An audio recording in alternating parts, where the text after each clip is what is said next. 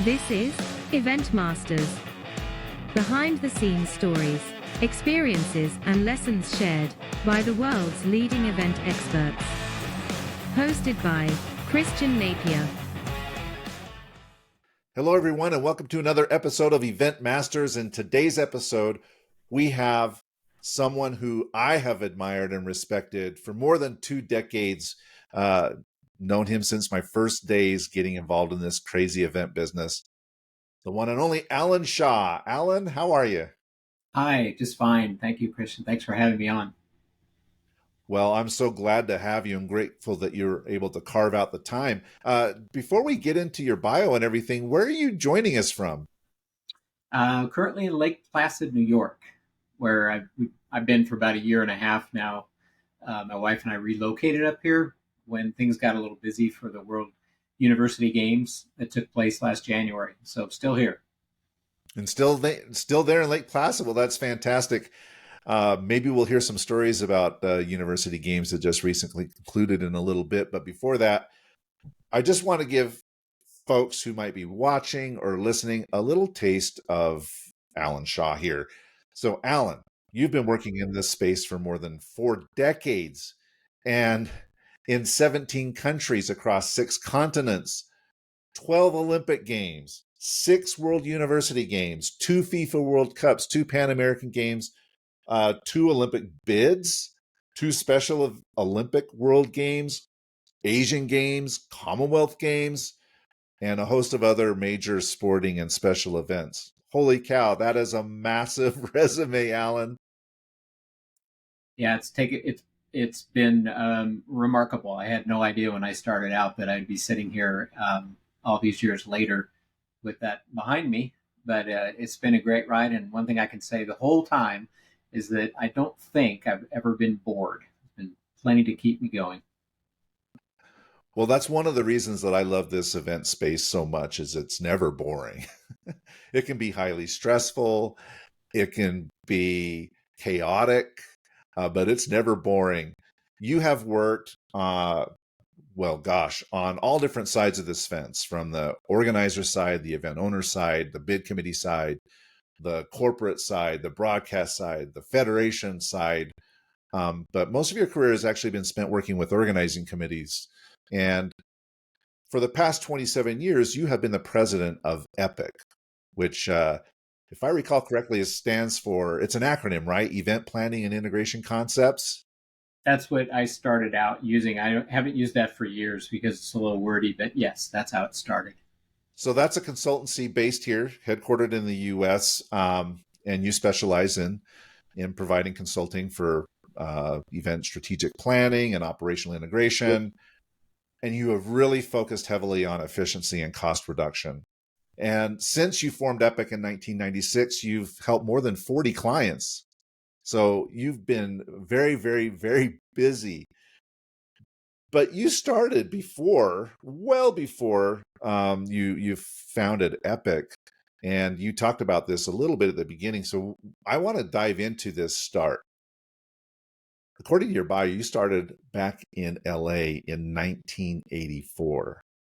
So how did you get involved in the LA Games, and what was it that motivated you to pursue this kind of career in events? Well, before LA even, and I know that this isn't on my resume, but I don't count these years. I'll jump to LA in a minute, but I really started in junior high school. So more than 5 decades ago, I suppose that is. I was always attracted to doing the film festivals and Sadie Hawkins dances. When I got into high school, we had the proms and we had a state student council convention that I was interested in helping out on.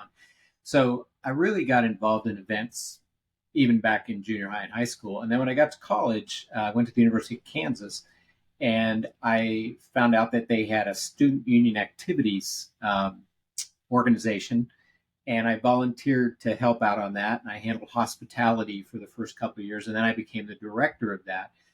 And all the way back in this is the 70s, we put on, most of our events were concerts and large scale concerts. We had Beach Boys, Doobie Brothers, Heart, ZZ Top, Foreigner. This is bringing us back many years ago. but we had some major concerts, and that's really where I'd say I got really interested in events and thinking about this as a career. So then I moved to LA after college, and I knew that the Olympics were coming up in 1984. So around 1982, I started sending my resume off to the organizing committee and never got a single word, never got anything back. But I kept sending letters and I never heard anything. And finally, a little less than a year before the games, I was in a conversation with a friend, and he says, I have a colleague over at ABC News and Sports. She might be interested in getting some help during the games. One thing led to another, and I ended up getting a job with ABC News and Sports. So didn't work for the organizing committee, but that got me my first taste in the Olympics. And it also taught me to be very persistent. Still never heard back from the organizing committee, but started my job with ABC News and Sports. And that led to a position with the sports marketing company in Los Angeles, where I worked for 3.5 years, which led to the U.S. Olympic Festival 91, which was also in Los Angeles. And that led to the World Cup 94, where I worked for about 1.5 years. And then that led to Atlanta 96. So when I got the opportunity with Atlanta, 1996, the Olympic Games, I was very eager to jump at that. And my wife and I and first child moved down to Atlanta in 1995, late 94, which then spiraled into this whole 27 organizing committees over the last 27 years, 27 and 27. And then, like you mentioned, 40 clients. So that's really the whole story there. Well, one thing that I'm really keen to learn about, Alan, is how you got involved in the area of workforce planning, which is actually an area that you invented. It's a functional area that kind of sprang out of the work that you did. Because when you work for events, I mean, you can do all kinds of things. You can do accreditation, you can do transport, you can do security, you can whatever it is, right? So as you got working in events, how did you find yourself focused, particularly like with World Cup Atlanta, Salt Lake, which is where I met you, where you were working very heavily on this workforce planning, which also had that element of being very efficient with costs and budgets. So the genesis of that is workforce planning. I didn't invent workforce planning. I mean, it's been around forever. But within the major event space, within major events, to my knowledge, it didn't exist. And I started out my career, if you will, my real career, working mostly in venue operations. So I was an area venue manager. I had 9 sports and 6 venues that I was responsible for the U.S. Olympic Festival. And about halfway through my job, my time there, I went to my boss one day and I said, look, I'm talking to these functional areas, and many of them are saying they're doing the same thing. The marketing team says they're putting up a tent to do hospitality at this venue, and so does the hospitality team. They're doing the same thing. So there seems to be a lot of overlaps. And he said, all right, go sort that out. And I was like, well, I got a lot to do, but okay. So I took 2 weeks and I went around to all the functional areas and I got them to agree on their roles, who's doing what, and put together an organizational chart and said, you're doing that, and said, here. And it got accepted. And I went back to my day job and I kept doing venue management stuff. So then after the games ended, there was a woman who was in a senior position, Jan Palchikoff, who I've worked with a few times over the years. She came to me and she said, I'm over at the World Cup now. We were having lunch one day. I'm over at the World Cup 94. We need somebody to do what you were doing back at the Olympic Festival. And I said, oh, venue management. She said, no. Remember how you sorted out the roles and the org structure and all this? And I said, yeah. And she said, we need that here. So she got me an interview with a woman in HR, which happened to be the same head of HR that was the head of HR for the 1984 Olympic Games, that never responded to my letters. And so we joked about that. She hired me. She said, I don't know what you're going to do because I don't really understand this whole thing. I said, well, I kind of am putting it all together.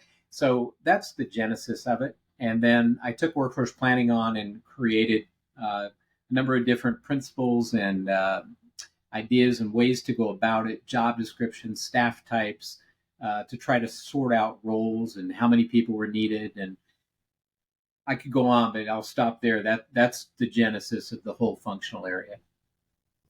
Wow. Well, one of the things that I think the story about the 1984, the person in 84 actually being the same person that was delivering Yeah. 94.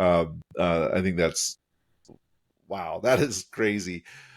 But one of the things that I'm curious about, Alan, is you have worked in so many different organizations. We went through it here on the bio. 27 organizing committees. You had a lot of different clients, and and you've had different levels of involvement with those. Whether it's just being a consultant or actually being really embedded in part of the operation, and so you've got to see and experience how organizations work and what makes them work and what makes them not work so well. And so I'm curious from your perspective, the vast experience that you've had. Uh, what are some stories or experiences you can share with us where teamwork was really effective, the leadership was really effective, or in some cases, without naming names, maybe there were some struggles that you had to deal with in those areas. Yeah, I have. I feel like I have many stories, but I think there's a couple that stand out. One is at World Cup '94. So to segue back to what I was talking about a minute ago. So during the World Cup '94, there's an event called the Final Draw, where the teams that have qualified for World Cup are matched up in different pools to play against each other in the first round. Um, this event took place for '94 in late '93 in Las Vegas, and I had been um, trying really hard to get the senior team at World Cup to understand the functional area of logistics and how important that was. And there was not a great understanding of it. So I was asked, even though I was looking after workforce planning, I was asked to head up logistics for the final draw in Las Vegas. And I said, oh, please, I've got so much to do. This is going to take a lot. So anyway, I ended up doing it. And through that experience, I was able to model what logistics was. It was the how many, what materials do we need? Who's going to set them up? Who's going to procure them? Who's going to store them? How are they going to get delivered? And so forth. So I was able to demonstrate how important that function was for the games, for the World Cup. And that to me was after that happened, the one of the senior people came back to me and said, "Okay, point made. Got it. We need that." And I think that was a moment in my career when it comes to teamwork and leadership, where demonstrating something in firsthand was a good way to get something done.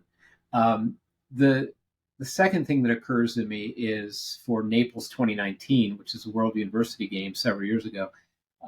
Just being able to model a way forward when there was a significant amount of confusion and uncertainty about whether the event would even take place. There was an opportunity for me to step forward and with a team of people that I had put together, part of the EPIC team, and we modeled how it could be done. And that's another example, I suppose. Those are the two that strike me off the top. I know this might be like choosing your kids here, but as you look back over this substantial career, what are you most proud of? Uh, again, I don't think there's any one thing that I could point to, and maybe something will rise to the top as I say all this, but um, I think there's a strong correlation between the biggest challenges that I've faced and the achievements I'm most proud of. I guess that stands to reason. My involvement in the Rio 2016 and London 2012 data capture projects, and London 2012 also was a much broader experience. But specifically, those two experiences, which were very short time frame, a lot to do in a short time. Naples 2019 was one of my biggest challenges that I worked on, and a proud achievement. But events even back in '92, there was a trade show that I worked on in Moscow, where I only had 43 days to put together 32-page corporate brochure, a trade show booth, a huge trade show booth, get everything made, and a video showing the corporate objectives of this company I was working with. U.S. Olympic Festival, where we had no paid staff below us. I was the area venue manager, but I had venue managers and sport managers and a couple thousand volunteers for those sports. Very proud of that. But I think launching Epic in 1997 and still being in business somehow almost 27 years later is an achievement that I'm proud of. So many things come to mind. Lake Placid, this event that I'm still here in Lake Placid. The event here, which I've worked on for the past 4 years since 2019, first chance to implement this planning model that I've been working on and professing over the last decade or so. First chance to implement it from scratch. I implemented the model in Naples and in Chengdu for the World University Games, but Lake Placid was really the first time end to end that this model was put in place. I'm very proud of that effort. There's also one that, you would know because you were there with me, Salt Lake 2002, just playing a small role in the success of that event, not just the Olympics, but also the Paralympics. There's a lot of pride behind that. And one of the ones that I think no one knows about is the Museum of Islamic Art. I mean, that was one that kind of fell under the radar. After 3 years of delays, I was asked to come in and help out to make sure this launch happened in the year of 2008. And I met with the emir's wife and Sheikha Mimosa and one of the emir's daughters, Sheikha Mayasa, and promised them that with my support, we would get this launched in the year 2008, and we did. A lot of struggles to get that going, but and then the last thing, and I'll stop. I'm going to run out of things to say here in a minute anyway. We've talked about all the events, but the innovations, workforce planning, the data capture program, the core team model that I've been working on. These innovations I'm particularly proud of because I think, in some small way at least, through this work and these ideas, the event industry will make progress, will be more efficient, will be less costly, less risky. That's a long answer. Sorry about that, but I'm proud of all those things. Well, would you be all right if we dove into a few of them? Because in the event space, I mean, everybody's familiar with things like accreditation or accommodation or transport. I mean, this resonates with people, or even things like logistics. Maybe they don't have deep expertise, but they kind of understand what that is. But when you say something like data capture, it's like, well, what is that, right? So I had the great honor, very fortunate experience to work with you on that for the Rio 2016 games. But maybe you can explain to people what that was and why it was such a challenge, because as you said, it was a very short time period. And then ultimately, what were the outcomes of doing that? So you can imagine going through many, many events and trying to plan and wondering what happened last time. Every one of these events is pretty much a startup, these organizing committees. And without having data from past games, there's a tremendous amount of guesswork. So I experienced that firsthand, games after games, event after event. And finally, I think it was 2007, I was in a bar in Vancouver and happened to run into a couple of people from the IOC and had a conversation about, I said something about, well, I think the games could be planned better or something kind of broad. And it's like, well, how? And we got into a conversation, led to another conversation. It led to me flying down to Rio.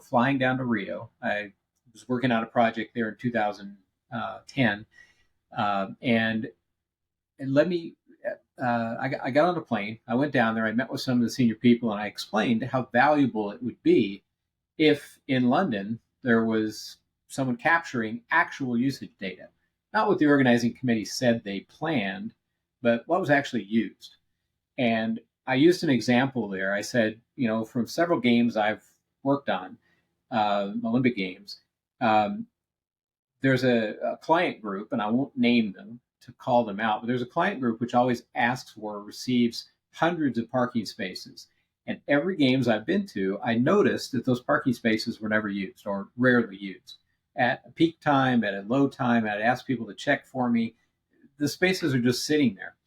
So I said, wouldn't it be nice to be able to go to that client group for your games and say, how about instead of those hundreds of parking spaces that we just provide you with what you need, what you actually use, and be able to present to, anyway, it all resonated with these people like, yes, we have to do this. We have to do this. And I said, well, can I give you a proposal to help you on this? They said, no, we shouldn't be doing this. We shouldn't be paying for this. The IOC should be paying for it. And I said, okay, I understand your point. It's valid. So I took it to the IOC. I got a meeting with some of the same people that I had talked to in 2007. And after about 55 minutes of my 1 hour presentation, the senior person in the room said, we have to do this. And that was a real turning point. So to answer your question, that was the genesis of it. There was a pilot project put together in London with about a dozen people going out to venues and capturing actual usage data. How many people were actually sitting there? How many parking spaces were actually used? How many media were actually using the media workroom at peak times? And the MPC and a number of other, we had about 25 different data sets. That led to some very interesting findings, which were presented to the IOC in early 2013, which then led to a project in Rio. First in Sochi, there was a small project that was done a little bit differently. Then there was a project in Rio where they said, all right, no more pilots. Let's do this full on. And we had 33 data capture support people, yourself, who was there, who had put together this great app that allowed people to easily enter the actual usage data in this app, put it all together, compile it, and be able to provide reports. And the outcome of all that, to finish with your question, the outcome of all that was findings that showed that there was a lot of underuse. So an organizing committee in Rio might have planned 200 seats for a client group, and at peak times, 50 of them were used. And most times 20 of them were used, or something like that. It wasn't always the case. Sometimes it was capacity, but frequently it was not. So this information contextualized, because I know the context is very important. And if it was raining that day, that might have had an impact. If the venue was far away from the spectators, that might have had an impact. So contextualizing the data is very important. But then the next organizers have something that they can look at and make decisions using that data without as much guesswork. Again, sorry about the long answer, but that's the project in summation. All right. Well, don't worry about long answers, because all of that I think was super important to share. Not only have you done this with the IOC, but you've done this with FISU as well. And that takes me to my next question, which is something that you talked about a little while ago, which is the implementation of this thing called the core team model. So I'd like to know how you came up with this model and how that evolved and really culminated in this recent project that you completed earlier this year, which was the Lake Placid 2023 FISU Winter Universiade. Sure. So this other innovation that I've been working on since really 2007, again, after all this time with these organizing committees that I'd spent, I felt like we were recreating the wheel, partly because of the lack of data, but also because the model of producing the event didn't seem as efficient as it could be. So I started whiteboarding a lot of ideas, and I still have the whiteboard sitting in my office in Atlanta from 2007. I haven't erased it; it's still there because it reminds me of my of the genesis of all this. But anyway, um, the the efficiency of the current planning model, um, I felt could be improved, and it certainly was working. It was getting games done. The model was working, but it seemed like there was a lot of waste, a lot of complexity, a lot more risk, and so on. So I worked on it for a while. I also wrote down a lot of my thoughts and I shared them with people in the industry and said, here's a concept. What do you think? And I got feedback from, I don't know, I never added it up, but let's say 7, 8, 9 people that helped me improve the ideas. I kept working on it. So then in 2014, I was speaking at a conference in Paris, a sports summit, and I ran into the director of the summer games for FISU, the World University Games. And I was telling him about it. And he said, I think we could use that at some point. So I kind of laid the groundwork there. Well, a year later, Brasilia was supposed to host the 2019 World University Games. And they backed out after they had said, we're in, we're out. So FISU now is looking for a replacement, and it took them over a year, and they came up with Naples, Italy in 2016. But with less than 3 years to go, FISU said, this is going to be very difficult. We need some help. And the director of the Summer Games said, would you bid? We're putting out a tender for some company to help the Naples team produce the games. Would you bid? And I said, sure. So we won the bid. I hired 2 people, both who spoke Italian because I didn't. And the 3 of us put together this core team model, which I've named it because it really is about a small group of people starting out and doing a lot of work that would typically be done by a lot more people.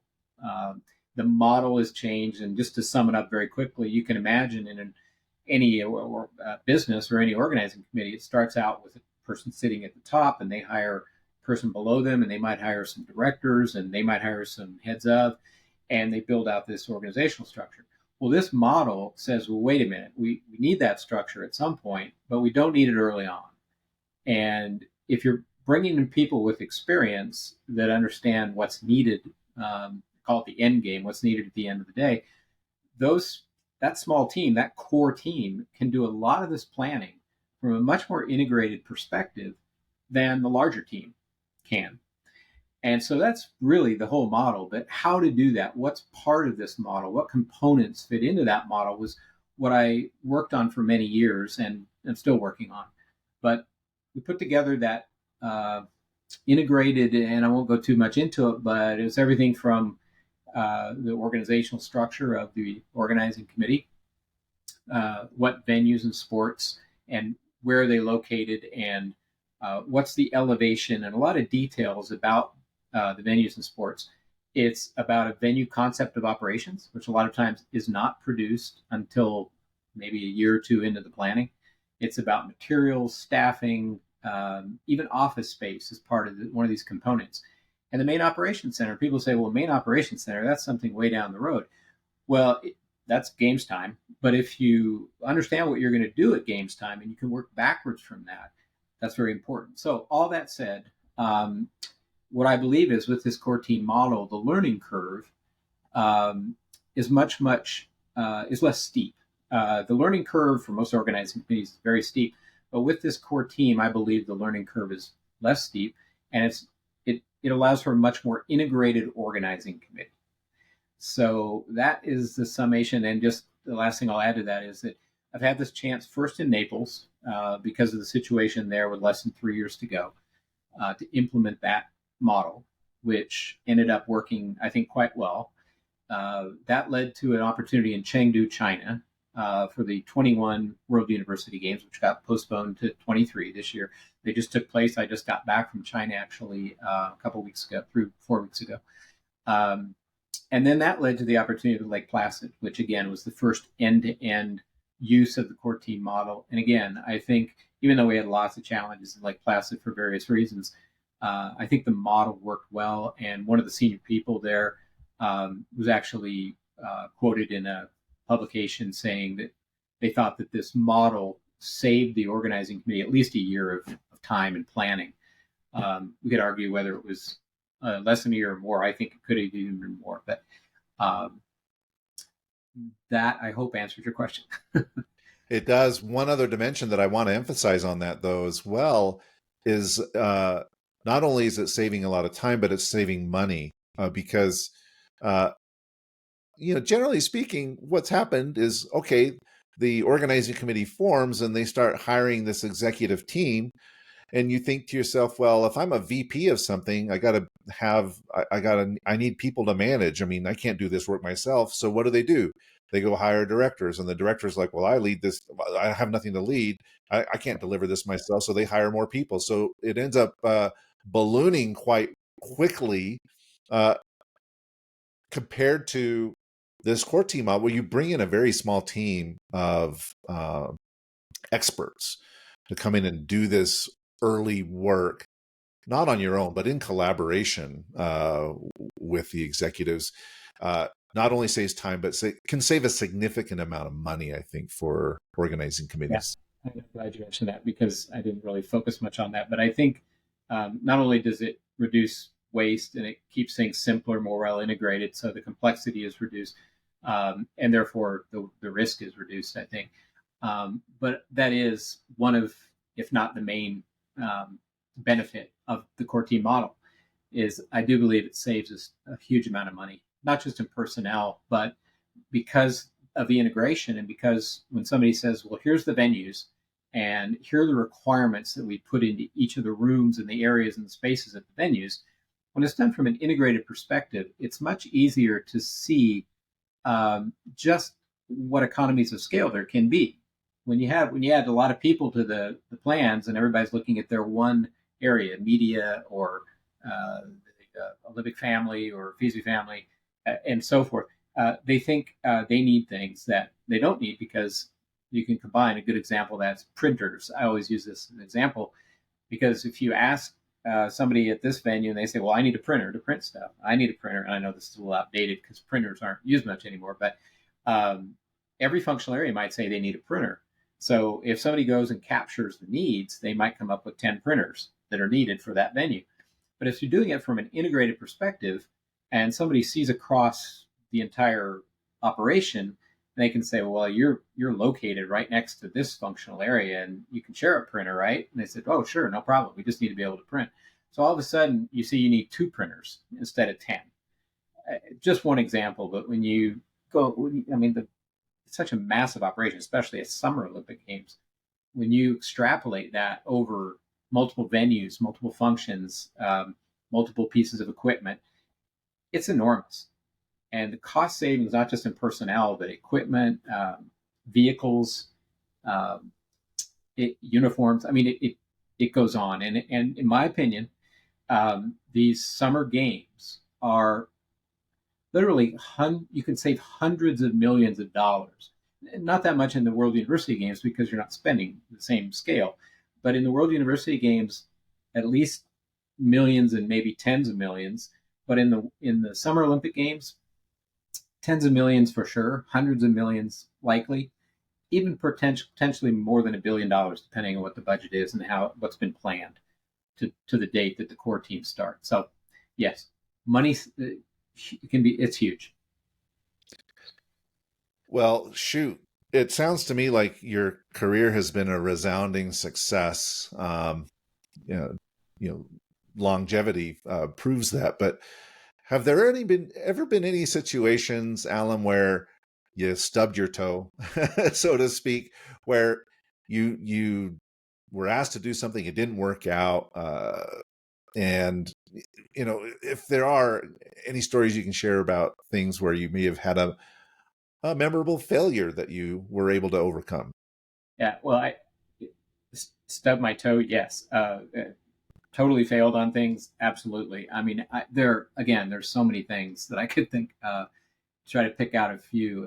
Lots of failures, things that I would consider to be failures.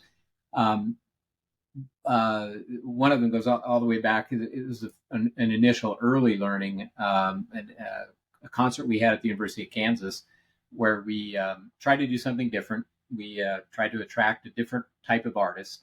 Led to a lot of people from Kansas City driving to the campus and just parking wherever they wanted to. Uh, the famous Allen Fieldhouse, where the Kansas Jayhawks, play basketball, was our venue. I think it might have been the last time the Allen Fieldhouse was used for a concert. But we had placed 400 chairs in 4 groups on the floor of the Fieldhouse covered, and we did not link the chairs together. This was back in the late 70s. I don't even know if it was possible to link the chair. But as soon as the show started, everybody in these seats got up and moved them towards the stage. And the fire marshal stood there and said, "Stop the concert. This is not going to happen." We ended up working it out so we could continue, but that was one of my initial failings that we didn't realize that was important. Um, Failing in Atlanta to get the scheduling software that I had, for some reason, volunteered to help out with because of my experience at World Cup. It was very unpopular. It was not part of the IBM suite of applications. We ended up having to take this matter into our own hands and hand deliver these freestanding, non-networked PCs to all the venues to enable the workforce managers in the venues to be able to check people in, check volunteers in. One of the things that occurs to me is, I don't know why, but with some of these things are created largely by my mistakes.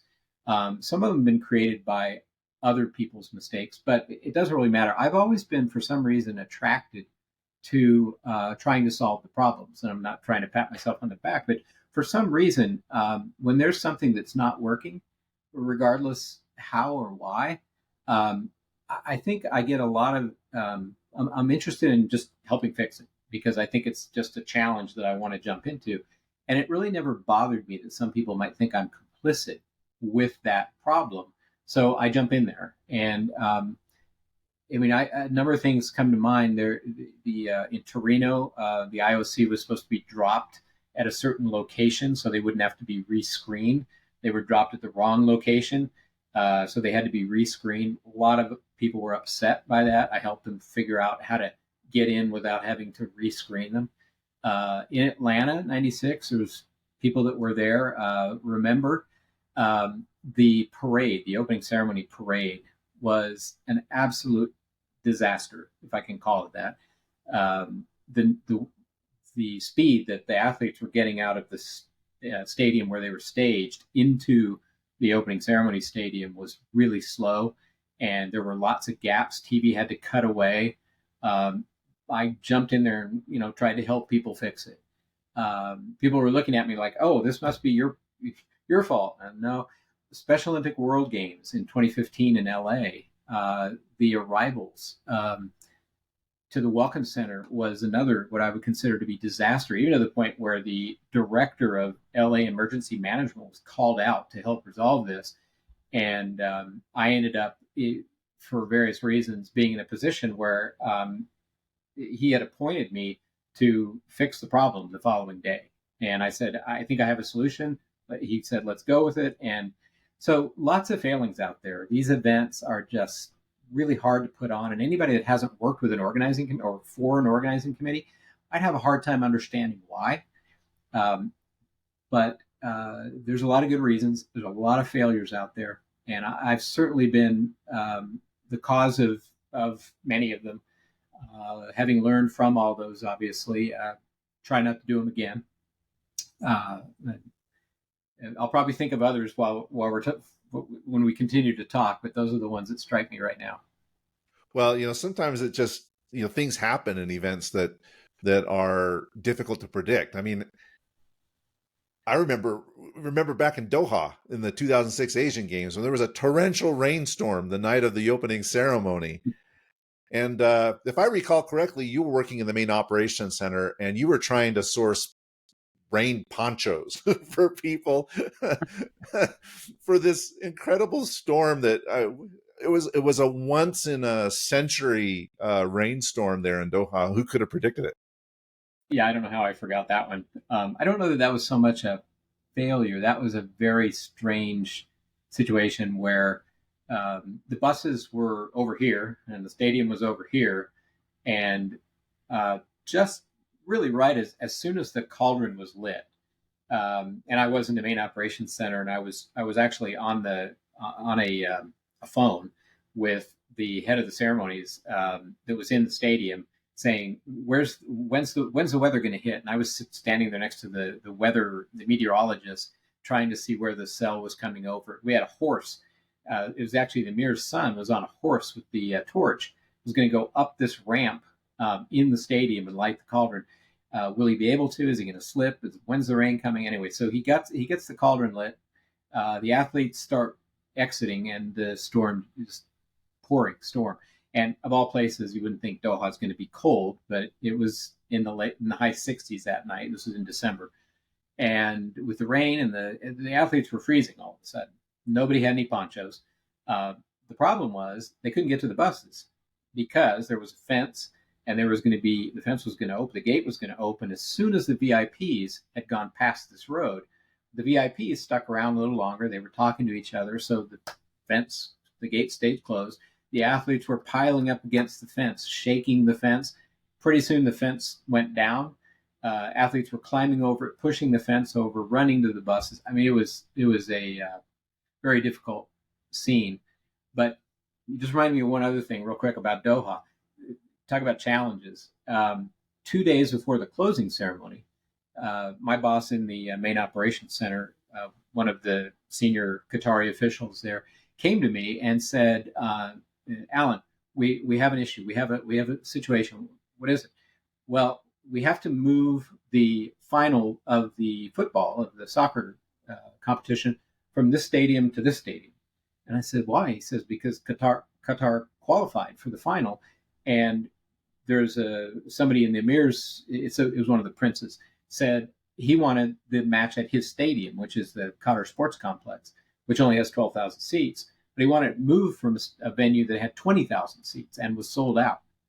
So I won't go into all the details. I'll just say that it led to a very challenging next 48 hours trying to solve this challenge. Didn't get solved as well as I would have liked, but those are the kind of things that happen in the event business, in the event industry. Like I said, rarely, maybe never a boring moment. You've had opportunities, Alan, to work in a lot of different places. You've mentioned some of them here: Italy, not just in the States, but China. You mentioned Doha here, and I'm curious. You know, you've gone into places all around the world and worked, and you know, as someone who's done that myself, I've had my fair share of fish out of water moments, and so I'm curious if you've had any of those experiences where you've gone working in a new place in different languages, different cultures, different food, and how you've dealt with that. Yeah, again, I'm not going to be able to think of all of them, but there are a couple that do come to mind as you're talking. One of them is risk management. The concept of risk management, and that term means a lot of things in a lot of different cultures, and it's a concept that is adopted by senior team leaders because they hear the word risk and they think, oh yeah, we've got to manage our risk. We've got to make sure we do everything we can to reduce the risk.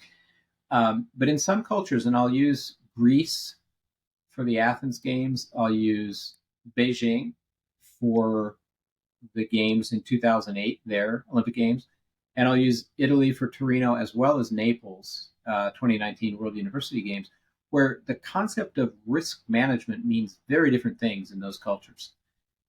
In fact, in Greece, I felt like there really wasn't an established definition for it or an established um, uh, product that was out there. There was a company I was working for to help them assess the risk and mitigate the risk, and they had people in their office there. It was a service provider that were asking me what I would do, what I should do, and so I think I felt like a fish out of water in those cultures when I was introducing the concept of risk management, risk assessment, mitigation.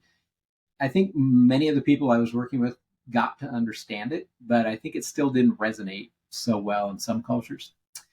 Um, One thing I did, and this is a little bit of fish out of water. I have a tendency at times, and I think I'm showing it here, to go on. I mean, I get kind of passionate and I get kind of wordy at times.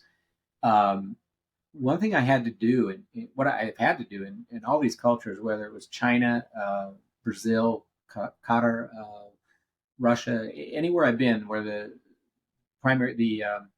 native language is not English, I've had to learn to speak in sentences. And I've realized that if I want the people I'm talking to grasp what I'm trying to say, I have to slow things down. I have to really focus my words.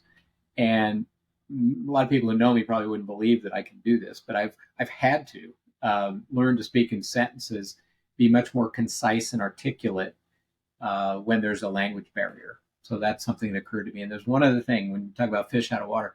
So this is back in Nagano. I was working for IBM on the Nagano games, helping IBM. They had 1,500 people that were working for IBM as part of the games. So I was helping them get it organized with accreditation, accommodations, transportation, a variety of things. Well, one of the things I was asked to do was to help with the uniform distribution to the IBM team. They had their own uniforms. And so I said, okay, well, I put the plan together and I said, what I really need 4 people to help me with the distribution for these 3 days. And I'd like them to be the same people because I'll train them and then we'll distribute and then we'll be done. So the IBM Nagano, IBM Japan office said, so you need 4 people? And I said, yes. And they said, well, we have 21 people for you.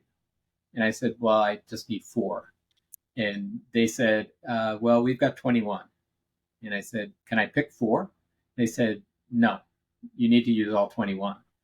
And I said, how should I do that? He said, well, some can work 2 hours and then you bring another crew for 2 hours and another crew the next day. And I said, well, that's going to be not so efficient. So I didn't realize at the time, I mean, this was a department that had been asked to help out and they had 21 people. And it would have been maybe a loss of face if I had only used 4. So I needed to use 21. That was something where I felt like my cultural background, my experience was very different than what I was finding.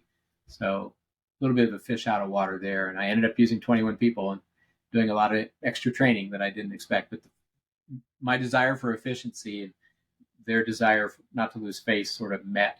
And they won out on that one. So. Oh, that's a great example. I mean, that reminds me of working in Delhi on the Commonwealth Games, the 2010 Commonwealth Games. And I remember going to the organizing committee and I saw a lot of different levels of management, a lot of people with a lot of different, which to me sounded like very prominent job titles, you know? And I remember asking myself, why do we have so many levels and why do we need so many titles? But that's how it was done there, right?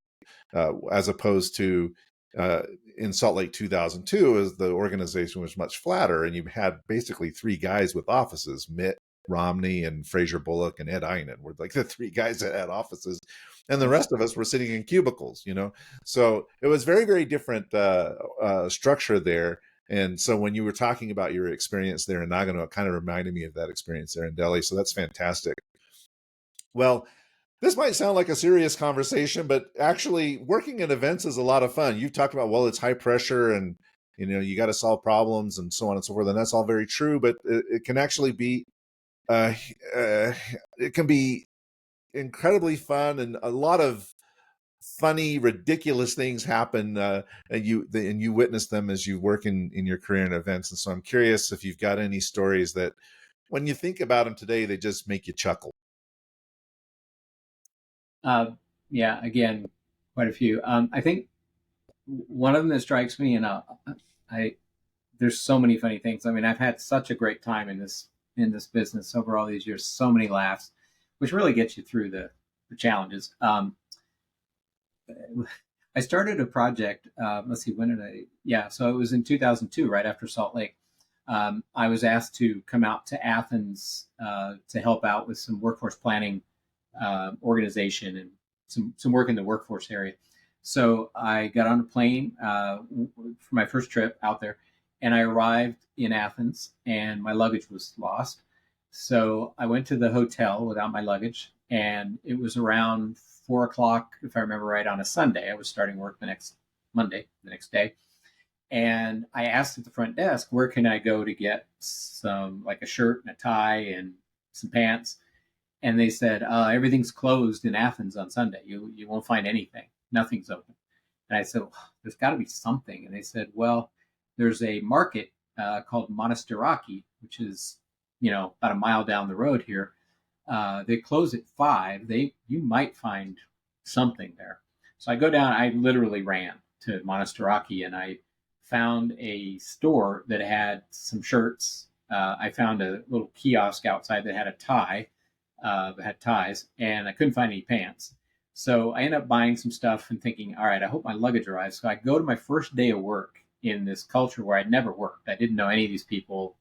Maybe one. I knew one guy, and I show up, and I arrive, and I tell somebody this story while in the first morning I'm there, and my luggage is, and I bought the shirt and the tie, and the guy looks at me and he goes, I was wondering why you have a woman's shirt on. And I was like, oh, come on. They didn't let me buy a woman's shirt. So I'd gone into the store and bought the one shirt I could find, and it was a woman's shirt. So that was a really embarrassing situation. But, and I'm not sure, this is funny now, but in Athens also, there are a lot of things in Athens that happen. I go out one night with a bunch of people. We went to a club, and we drank and danced. It was like 2 a.m. It was down in the coastal area, the docks. And we come out, 5 of us pile into this car, and we start to drive to leave on this road, and 2 guys step in front of our car. One of them has a handgun and says stop, and we were thinking we're being held up, and they come over around the side, and they're we don't speak Greek, and they don't speak much English. Come to find out that they say that they're the police, and they asked us to get out of the car. We had somebody who spoke a little bit Greek, and they said, well, these guys say they're the police and they're searching for drugs. And we're okay, well, we don't have any drugs, and let us go. And they start going into the car to search the car, and they plant a little container containing I don't know what, and they say, oh, see, you have drugs. And we're like, no, you put that there. So it was very tense for a while. We talk about it now, we laugh, but that was something else that happened. Karaoke in Chengdu comes to mind, with some of the FISU team one night, hours of karaoke. Another thing comes to mind is in Sydney. My main interface there for the projects I worked on was the head of human resources. And he asked me to go out on Sydney Harbor one day. He had a boat, and went out with him and his friend. And on the way back, we were going to dock the boat and get out of the boat. And he asked me if I would dock the boat. And it's this very nice sailboat. He put the sail down and we're on engine power. I had never docked a boat in my life. And he asked me, and I thought, well, I've never done. No, you'll be fine. You can do it. And I felt like it was a bit of a test to see, who he's working with here, because it was the first visit down there. That turned out to be pretty comical. Did not destroy the boat, but no, I don't know. I can think of probably. Did anybody get wet? No, we didn't get wet. Going to a Qatari wedding. was quite an experience. Just men. We did the sword dance, learned how to do a sword dance. I'm not sure that these are so comical. They're just things that pop into my head when I think about these cultures and how much fun and enjoyable things that have happened to me over the years. Well, one question that I am particularly interested in, Alan, is the question of mentors, because I've found that in this business, it's really helpful if you have someone who is willing to take you under their wing, show you the ropes, so to speak, maybe impart some of their knowledge and wisdom at opportune times. And I'm curious, throughout your career, were there any individuals that served that role for you? Um, I don't know that it's so much of a mentorship role where somebody was saying, "Here's what I advise, and here's what you should do." I've had a lot of advice over the years from people, and so I guess, yeah, if I look at it that way, I really could consider those people mentors because they're people I looked up to and really took their advice to mean more than just a few words. So yeah, there's a lot of people. First one that comes to mind was the U.S. Olympic Festival, '91. My boss, who was the head of venues, a guy named Greg Bingham, it has always had a place in my heart, and I just think back to how wonderful he was to work for, and he led by example. One quick story about Greg. Um, it was right before games time. We're sitting around kind of one of our last meetings, about 20 of us. And there was this, if I remember right, it was a judo flooring had to go in before the table tennis flooring, or we weren't going to have time to switch over from one sport to the other, something like that. But the flooring got stuck in Las Vegas, and it wasn't going to be delivered until 2 days later, but we needed it the next morning. So he said, "All right, we got a truck, right? Yeah. Who's going with me?" And some guy raised his hand, and the two of them got in the truck. They drove to Vegas. They loaded the floor. They got back at 7 in the morning. They drove through the night just to get the floor set up. Greg led by example, so I learned a lot from him. But there's been so many other people. I think of Fraser Bullock from the Salt Lake Games. I consider him someone I've modeled a lot of tried to model a lot of behaviors after, and looked up to his advice. Also in Salt Lake, Steve Clark, who was the head of human resources. Um, I think of Warren Harper from Marsh. Worked with Warren for really ever since Atlanta on a number of projects. Have a lot of respect, and he's also been someone that I really looked up to. In Doha, Abdullah Al Najjar, one of my favorite people that I've ever worked for as well. Just a great guy with a lot of common sense and a lot of decisiveness. Speaking of decisiveness, I'm also going to call out Ashley Walden, who I just worked with for 4 years on the World University Games here in Lake Placid. She was the chief operating officer.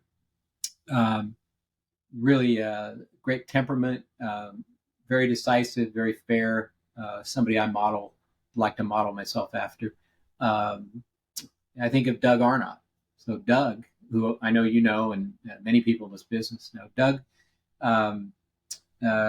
We started off working together in '93 on the World Cup '94, and Doug has been responsible to bring me into a number of projects. I think 6 projects over the years.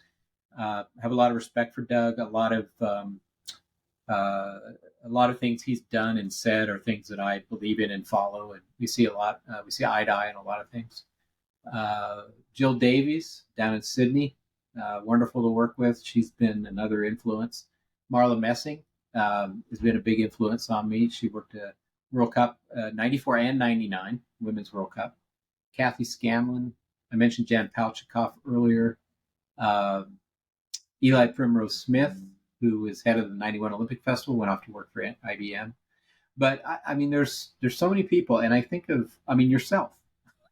I think of you. We've worked together so many times. I have so much respect for you and learned so much, and just the work relationship we have. I've learned a lot. Jing Zhao Jing, if you're speaking Chinese. Jing is someone who she's the summer director for the World University Games. Tremendous amount of respect. Young, super sharp, super good to work with, easy to work with. Uh, Jerry Anderson, who's no longer with us, is someone I remember. Peter Ronigan, who headed up the Lillehammer Games, and I got to know in Salt Lake, along with Benta Malmo, very positive influence. Donna Providente, Allison Millangton. Um, I could go on. Anita de France. Anita is someone who I got to know many years ago. I don't know her well, but I follow what she does. I read about the things she does. We've had conversations over the year, a lot of respect for her. I consider, just to kind of wrap it up, I consider all these people, the ones I mentioned and more, to be people who have had such a positive influence on me and what I've done over the years that hard to say, hard to call them a mentor per se, but they've provided me with so much value, such good modeling that's helped me grow and learn how to work in this business. So, long-winded answer again, but those are people that really stand out to me. Well, they're amazing people, not including necessarily myself in that statement, but I feel the same way about you, Alan. I mean, I've learned so much about this event business from you, and it's been an honor and a privilege to be able to work with you on many different projects, and appreciate you pulling me in to work on certain projects with clients. And I've always enjoyed it. And, kind of taking that to another place and looking at how we pay it forward, uh, you know, is there are people who are going to be listening to this who are seasoned veterans, but there are also people who are just now getting into this space and might be wondering, are events for me?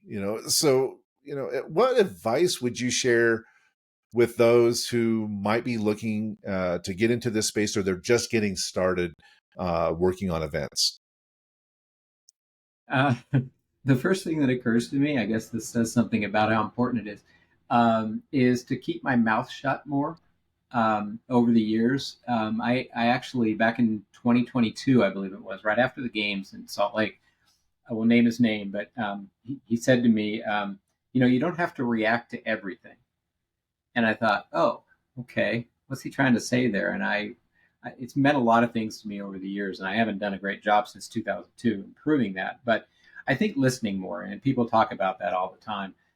Listening, being a little more measured in my responses, and think twice before throwing out an opinion. I've always had plenty of opinions on what I think should be done or not. So that advice I had back in 2002 is something I have taken on board. I've tried to improve on.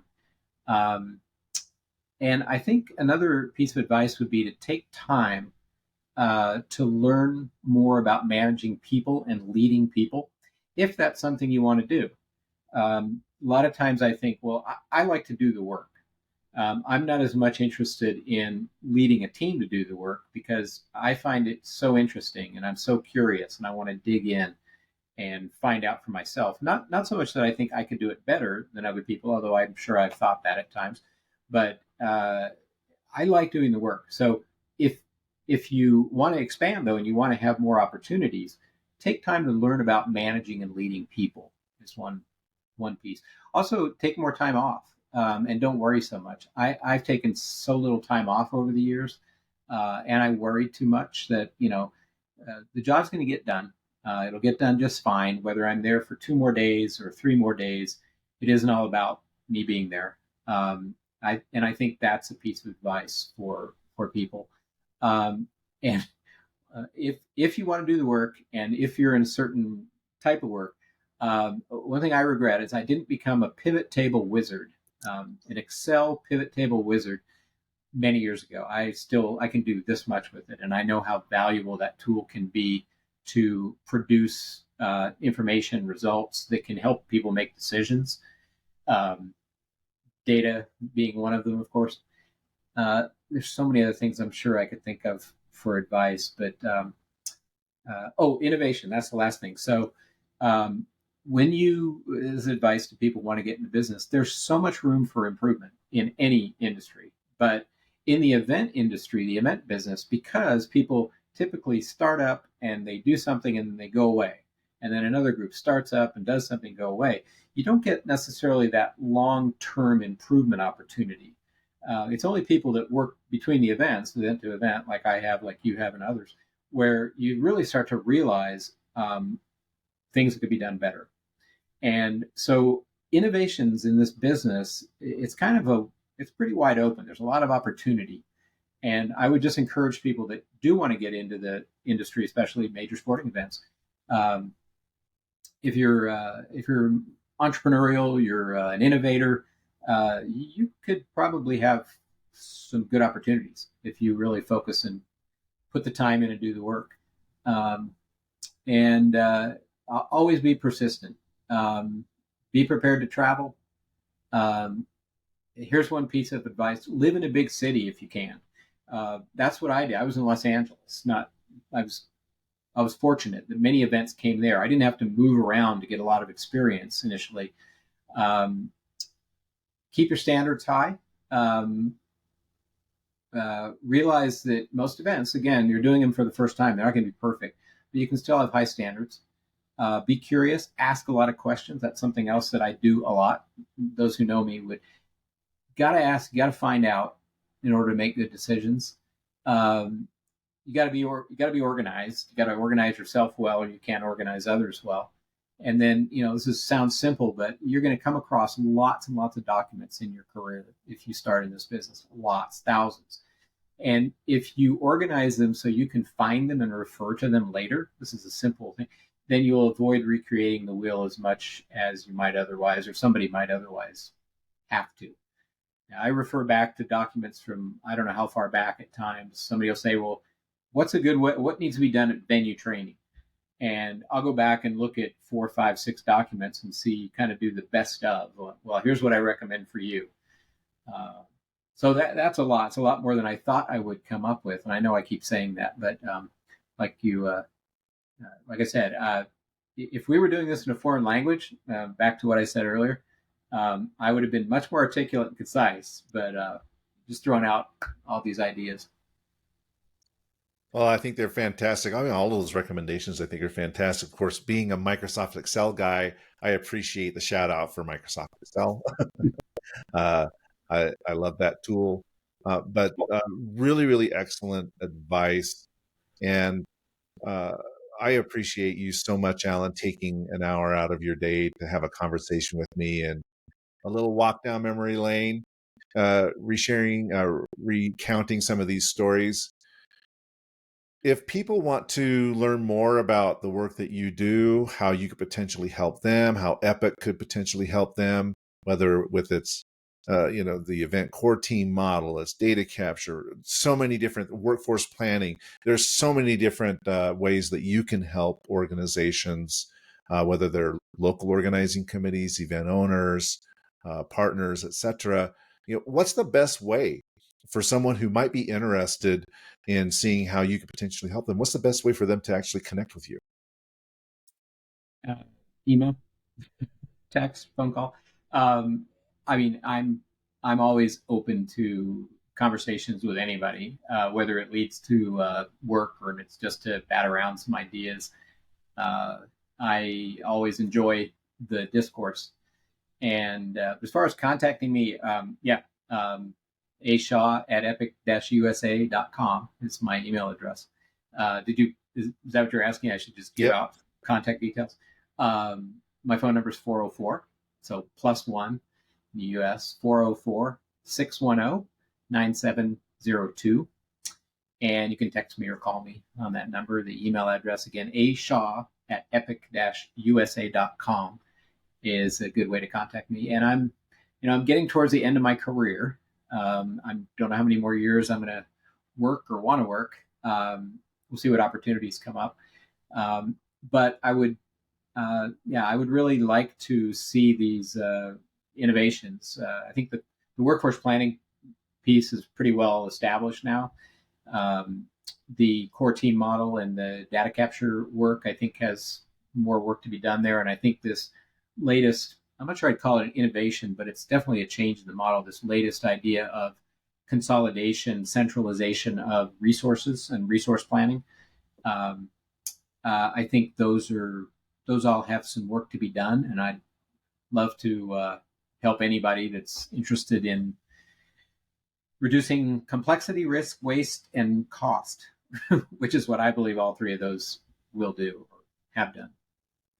And I would think that just about anybody who is organizing events would be interested in those things. So, Alan, thank you so much again for taking so much time out of your day. I really appreciate it. It's great to see you. Viewers, listeners, please like and subscribe to our podcast, and we'll catch you again soon. Alan, thank you. Thank you, Christian. I appreciate it.